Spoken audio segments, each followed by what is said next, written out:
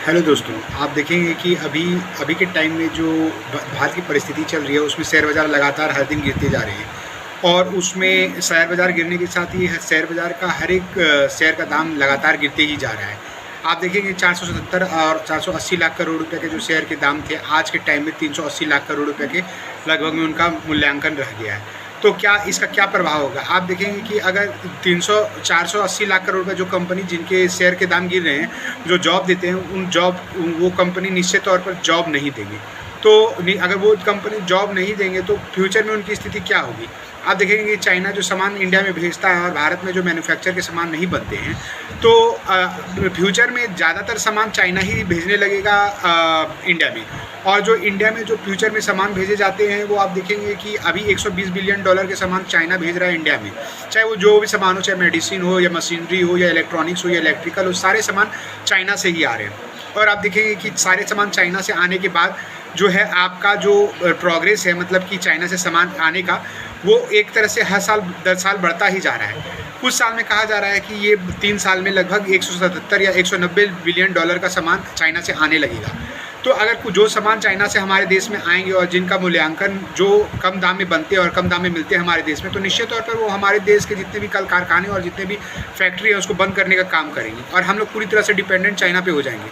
तो जो भी मेडिसिन या जो भी इलेक्ट्रॉनिक्स और मोबाइल के सामान जो चाइना से हम लोग मंगाते हैं, तो वो सामान को निश्चित तौर पर यहाँ की इंडस्ट्री को बर्बाद करने के लिए चाइना एक तरीके से काम कर रहा है। सारे देश, चाहे अमेरिका हो या कोई और भी देश हो, वो अपने देश के संसाधन को बचाने में लगे हुए हैं और वो चाहते हैं कि ज़्यादा से ज़्यादा सामान जो दूसरे देश में बिक रहे हैं, जो उनके देश में बिक रहे हैं दूसरे देश के, चाहे चाइना को या कोई और देश के, वो सारे सामान महंगे मिले। इसलिए उन्होंने टैक्स उन पर बढ़ाया है। 520 बिलियन डॉलर का सामान देखिएगा अमेरिका में चाइना से आता है। और आप देखेंगे कि और भी बहुत सारे सामान जो आते हैं आपके मैक्सिको से या फिर आपके कनाडा से जो सामान आते हैं, उन पर उन्होंने टैक्स लगाया है ताकि वो सामान महंगे हो और उनके देश में उनका प्रोडक्शन बढ़े, जो सामान उनके यहाँ मिल रहे हैं। तो इसमें लगातार आप देखिएगा जो मोदी का गवर्नमेंट है, उसमें मोदी में इतनी क्षमता ही नहीं कि वो सारे देश के लोगों को उस स्थिति में पहुँचा सके कि लोगों का फ़ायदा हो। आप देखेंगे कि हमारे देश में जितने कल कारखाने हैं और जितने मशीनरी है, जितने इलेक्ट्रॉनिक है, जितने दवाइयाँ जो हमारे देश में बनती थी, इस 10 साल में पूरी दवाइयाँ बंद हो चुकी है।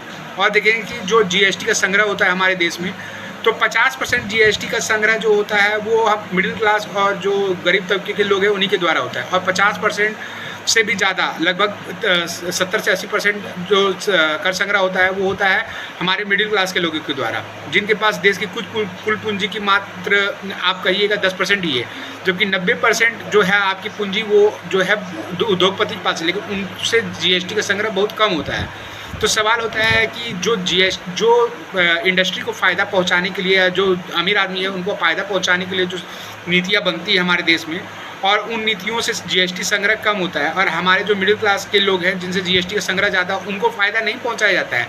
यानी एक तरीके से कहिए कि मोदी लोग जो काम करता है वो एक ही काम करता है कि इधर से सामान लेता है और वो दूसरी तरफ सामान पहुंचाता है, कम लोगों को सामान ये करता है, मतलब कि आपका मिडिल क्लास लोग कम पैसा खर्च करता है। इसीलिए देश में आर्थिक सुधार की बहुत ज़्यादा ज़रूरत है और आर्थिक सुधार होगी तभी हमारे देश में जॉब मिलेगा।